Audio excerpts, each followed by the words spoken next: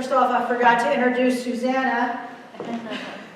Tanya, yes, we love it. We love Susanna. Tanya is traveling this weekend, and so we have Susanna with us. Yes, thank you, Susanna. We love to hear her just as much as we do Tanya. Just to let you know, I love to tell the story as one of my favorite hymns. Brother Bob was my first Methodist pastor. I joined the church when I was 6 years old, and he was my pastor then. And every couple of times a year, he would give a sermon in song. And he always sang this song as one of his songs when he sang sermon and song. And I like to tell stories. That is one of my ways, I guess, of being a pastor, as being a storyteller. And so our story today, our passage today, comes from the story of Ruth, found in the Hebrew Scriptures. It's one of the richest and most earthy stories in the Bible. It's about life and death, hopes, loss, romance, and most of all, it's about family. During the time of famine, a man and his wife and 2 sons moved from Bethlehem. We know about Bethlehem, right? They moved from Bethlehem of Judah to Moab. And the 2 sons marry women of Moab.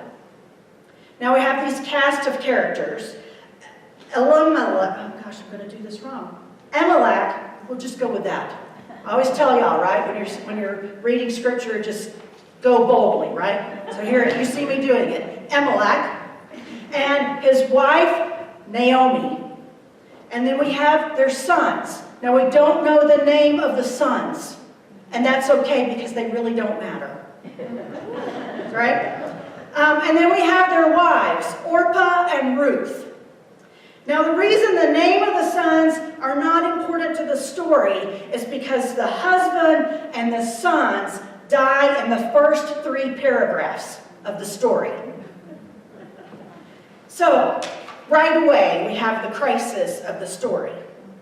Now, the custom of the time was that the women were economically cared for through the men, provided through the matriarch's bloodline. So the matriarchs were important, but it was the men through the matriarchs. So the expectation would be that Naomi would provide a husband or a male person for Orpah and Naomi, but she didn't have a husband and she didn't have sons. So this was not going to happen. And so she told Orpah and Naomi, and by the way, they weren't Israelites, so they weren't expected. There was no expectation for them to hang out with Ruth. There was no, religious, societal, anything expectation. She told them, go back to your people in Moab. Go, they can take care of you. I can't. I can't give you a male heir. So there's nothing I can do for you. Go back to your people. They can take care of you. I'm going to go back to Bethlehem and Judah. I hear that the famine is over. I've got people back there. I'm going to go and see if they'll take care of me. She urges them to do, really she begs them to do this. So Orpah, crying, says, okay, I'm going to go. But Ruth refuses. Ruth refuses to go back home to her people in Moab, even though there's no reason for her to go with Naomi.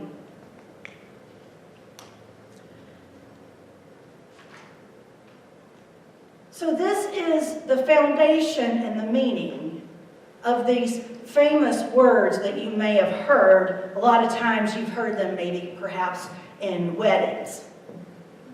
When Naomi says, don't urge me to abandon you, to turn back from following after you. Wherever you go, I will go. And wherever you stay, I will stay. your people will be my people, and your God will be my God.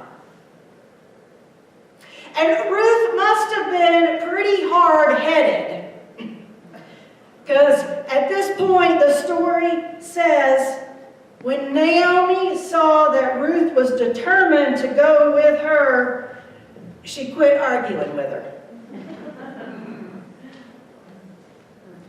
And she and Ruth traveled to Bethlehem. And the whole town was excited to see them. The whole town. Naomi. We know Naomi. Naomi. Now, the beauty of the story of Ruth and Naomi is the realness of the story, the raw reality of life and life's terms, and the depth of emotion. We have the hopes and dreams of Naomi and Elimelech and their son setting out to make the home of their dreams, and then the pain and grief of Naomi losing her family, her entire family, and the fierce dedication of Ruth to Naomi. And Ruth saying, your people are my people. And this is just the first chapter of the book. It's all a roller coaster of emotions.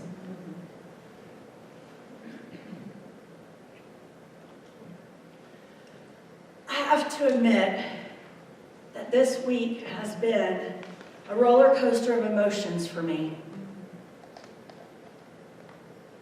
And a major part of that has been because the week has been bookended by last Sunday, where it was announced that I will be appointed to a new appointment starting next Sunday. And my appointment here at Spirit of Hope will end. And then the second bookend was yesterday by my commissioning service. My roots run deep here at Spirit of Hope. In 2014, Chris became the pastor here. Me and the kids were still living up in Wyoming when he started. And Chris stayed with Jim and Sheldon Murphy. And we visited here, me and the kids as well, and we'd stay with them. And Shelda had snacks all over her house. Every room.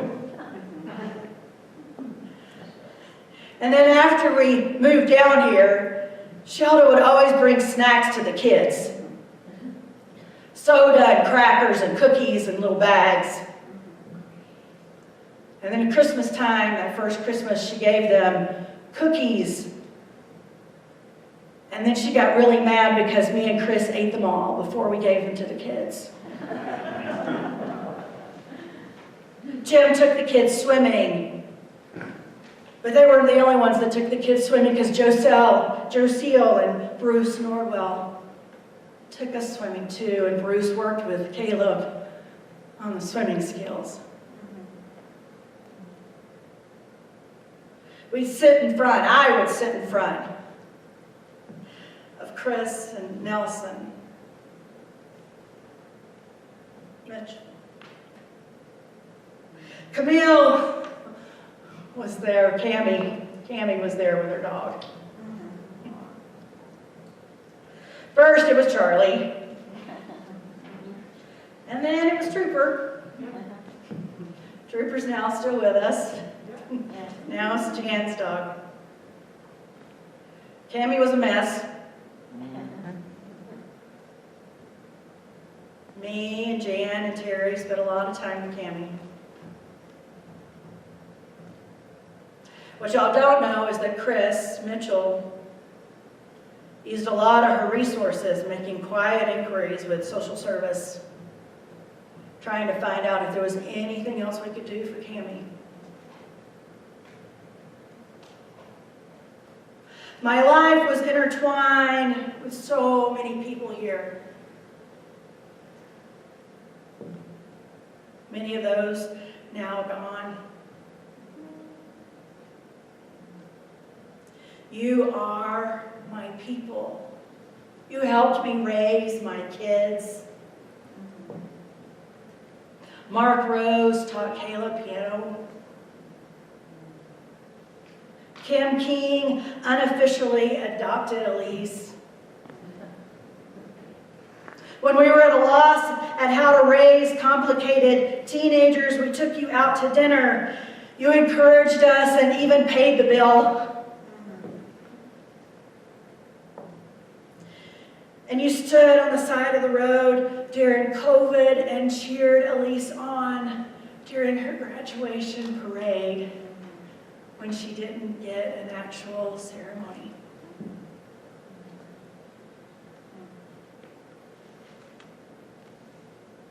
When we needed somebody at the last minute to take our kids. When Chris was sick with surgery. All we had to do was make a phone call, and you'd run to the house. They were always taken care of. You know we can take care of ourselves, right? No. Yes.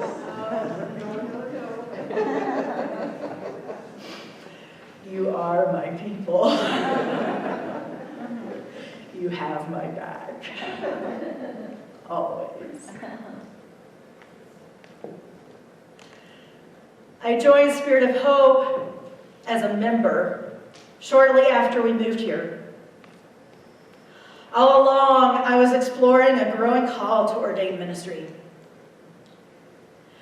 The first official step in the ordination process, is for elected leadership of the church to recommend the person for what is called candidacy.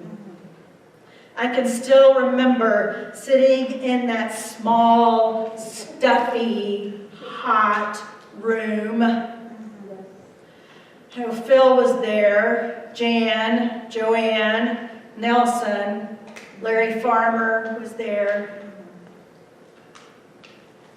The official questions from the Book of Discipline were asked. Those have to be asked. But they didn't stop there. They went beyond those questions.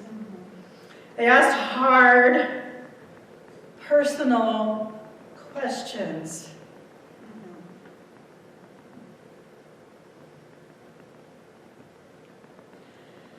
They said yes, but that didn't stop there. The process goes on to charge conference, and you all had a chance to vote.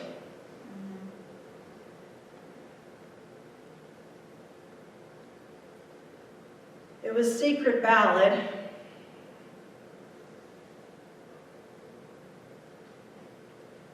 So I don't know who voted yes and who voted no.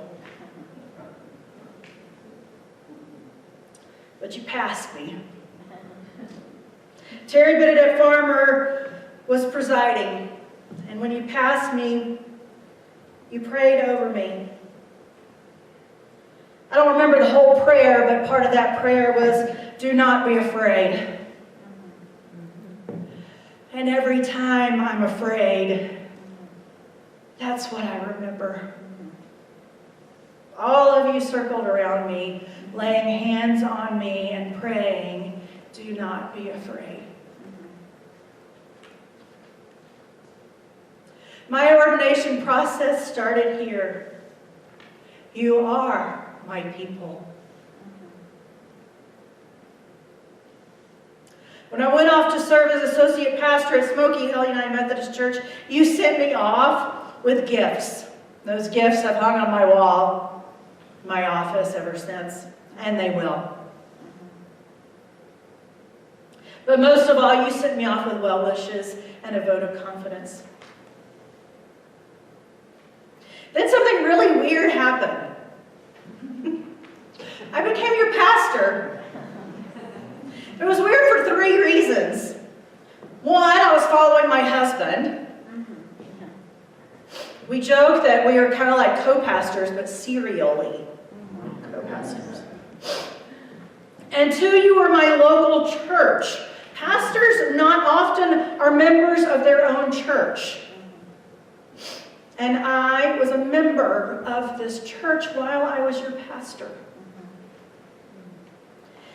And I was the pastor coming out of this church for my ordination. It was weirdness all the way around. My roots run deep. You are my people. Oh, no.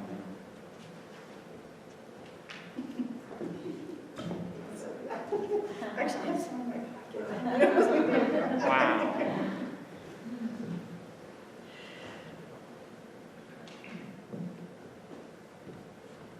Our time together has been rough.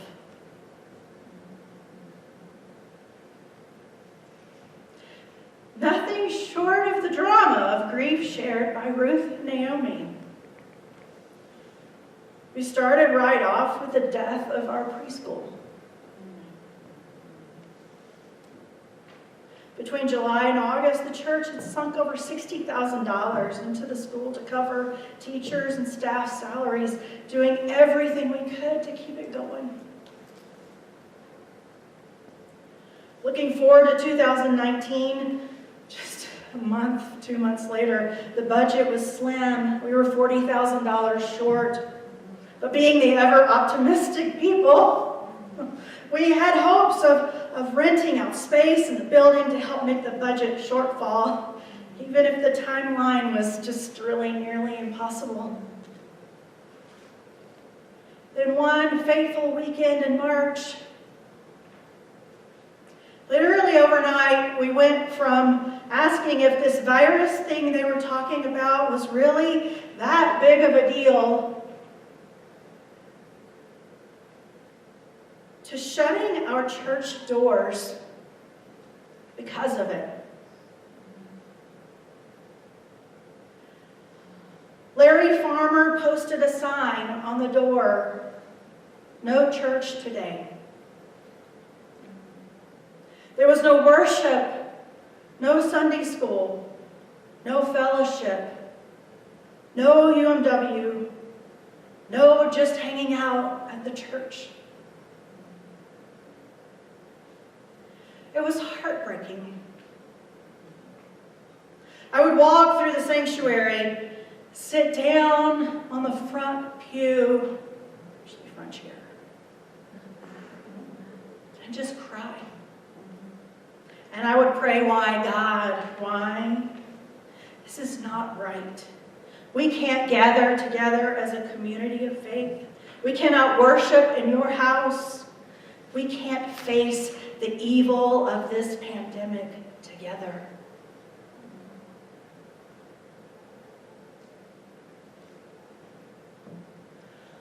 We cannot overestimate the pain and the effects of the pandemic on us. On us and on our church.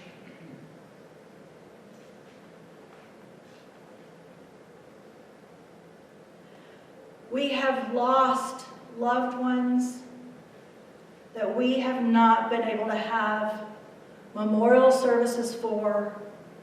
We have not been able to bury them. We have not been able to send them off to our God.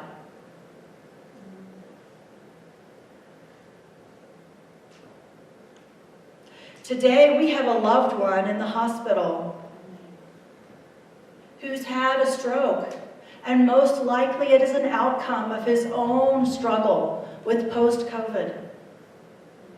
There are those of us in this room who've had COVID and still struggle with our own symptoms.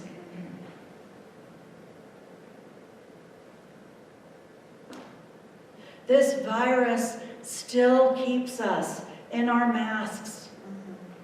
There are those of us who still cannot come to worship, who are still at home, that we miss. Our society can get distracted by arguments over masks and vaccines. And even here we can be consumed by talking about old building versus new building. But underlying it all, driving it all, is a global health crisis, leaving us feeling frightened, hurt, isolated, angry, and hopeless. A couple of days ago, a friend called COVID a soul wound.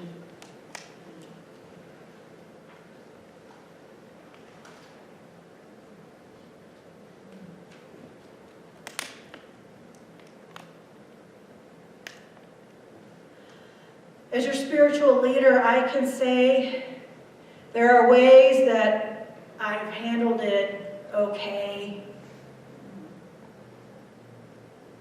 And there are ways that I've failed. And I'm sorry.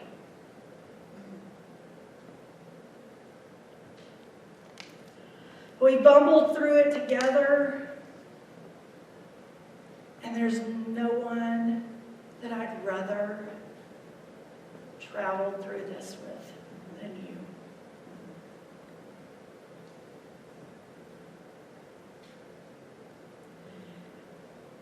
You are my people.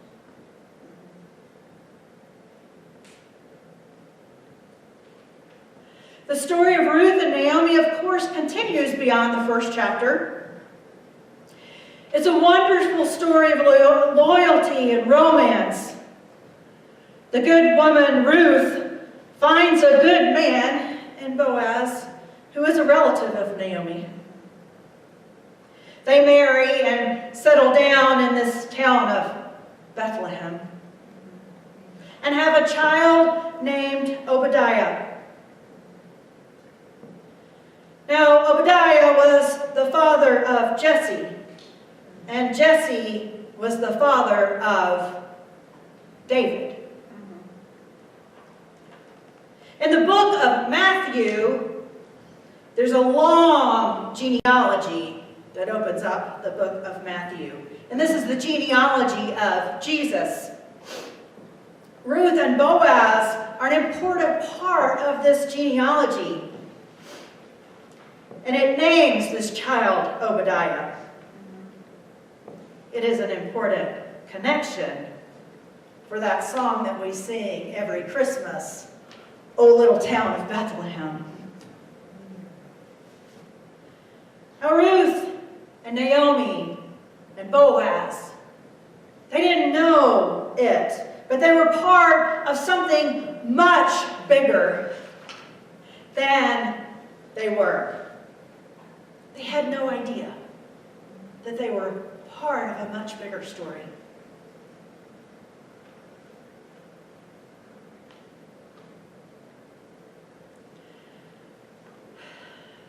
After next Sunday, I will no longer be your pastor. But true to our nature and our relationship, me and you, Spirit of Hope people, we're going to do something weird again. We're going to do something really weird again. Usually when a Methodist pastor leaves an appointment, when we move on, we don't return for a year, at least a year. We don't return, we really cut off relationship. If you notice, Chris, even though he was married to me, he didn't come back for a year. We don't come back. It's called a clergy covenant. And it's to leave space for the new pastor to form relationships. Now, Jamie Lee and I are going to have to navigate this very carefully because I'm still going to be around. Because I'm going to be the pastor of the Lantern, which is this new church start that's coming out of the monies that came from the sale of our building and is operating out of the fertilizer of this place. Now, the exact relationship between the Lantern and Spirit of Hope is yet to be determined. And that's something that we're going to figure out as we go along. Yet, we don't know what that larger story is. But still going to be around. And that's weird. That's very, very weird. But we're weird. We've been weird. We're used to weird.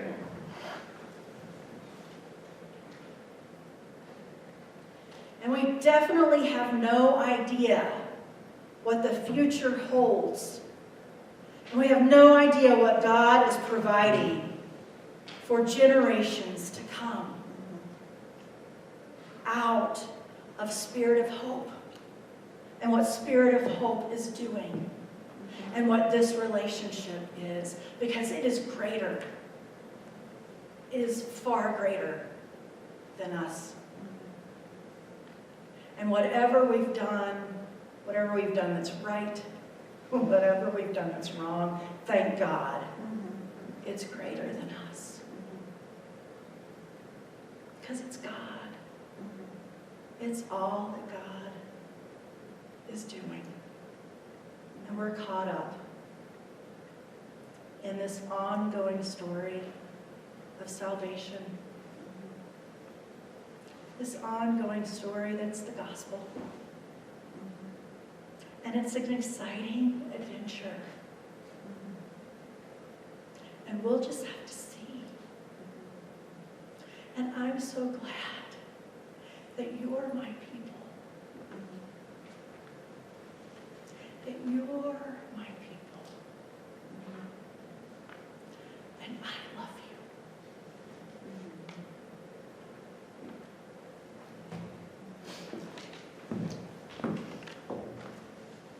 I know today is Holy Communion, and I decided to play a psalm piano meditation for you. I love the title of this composition. It's called Oblivion.